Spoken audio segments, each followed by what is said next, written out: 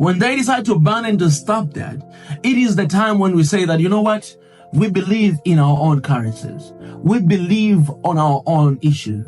We believe on our own decisions, that we can stand and we can run this government and this country with our own decision. Therefore, from now onward, we're going to use Tanzanian currency. How does this do to a young people of Tanzania? Me, as someone that I'm in the mission of decolonizing the mind through authentic knowledge, this is such a bold step.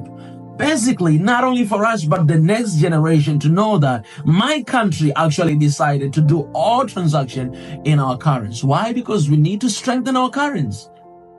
I hope Africa will have basically the single currency. I really hope. Because if that happens, then it's no longer my country competing with dollar, but it's about the entire continent of Africa, which has more than 54 different countries and has more than 1.5 billion people using the same currency. Can you imagine how powerful that currency will be? Can you imagine? Today, the country like Zimbabwe, it was sanctioned for many years, and its currency has no value. A lot of countries now, they're looking forward to sanctioning Burkina Faso. And what they do, they basically just want to, devalue the economy. This is one of the battles that a lot of people from the West, they do when they want to fight against whatever regime that is standing against them. You know what I'm saying? What they do, they put sanction because they want to weakening the economy of the countries. But if we have our single currency in the entire continent, I want to go a little bit further. What will happen is that the entire continent will use the same currency, and that currency will have high value.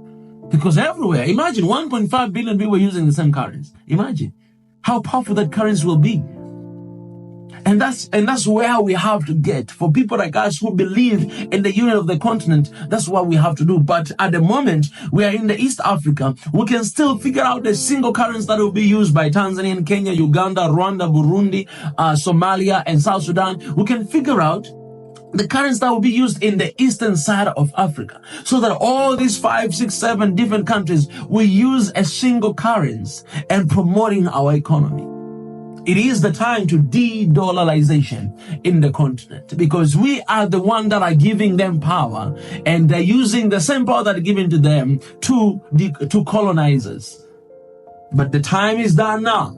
The bold step of Tanzania, I hope it will be adopted and it will be copied by all countries of Africa. I hope all leaders of the continent will decide to stop using dollar and start using their local currencies. Why? Because we have to boost our economies. We have to be industrialized. We have to be awakened right now, because the world we're living is not that fair. And the wars that we're going through right now is not necessary. You need to see the wars of